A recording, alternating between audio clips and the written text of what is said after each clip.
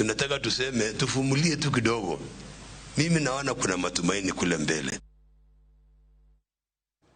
Japuonj kod jonyuol ma sikund primar ma Our Lady of Victory Kaloleni mani alwora ma ni Mavuleni county ma Machakos norwako japuonj maduong' kod mor bang' kanyo duogo e sikund no tok mane owile sikul machielo. Japuonj maduong' e sikund no Lucy Enderitu ne rikodare sikund primar ma Mokuyu maidre county ma Murang'a kor dwe mar 6 higani. Enderitu nodar kaluwore gi chik mane migawo mar somo nogolo ni mondo jopuonj tie gwenge magi wuokie kendo nolokne kar tich kata kapok ne ochwalo kwayo makamano. Kata kamano tok ndalo 8 kende nochako yudo barua mane oduoke sikund primar ma Our Lady of Victory Kaloleni e county ma Machakos.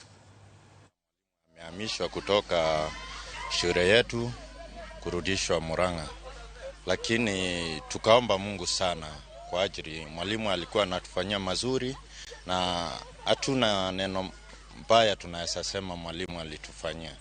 Kwa hivyo tuko na furaha sana, tuko na yeye hapa. We had seen the work she had done for the school, for the community and for the children of this school. More so, the children who are abled differently.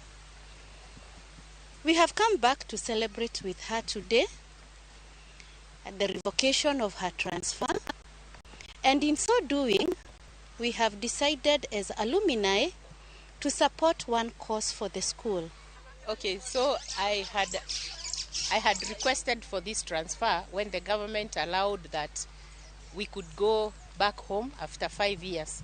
I had been delocalized from Murang'a in 2018, May, and so I realized that in May I had made 5 years, and I thought of requesting to go back home. So my transfer was approved in June, early June, and I handed over the school to the deputy head teacher.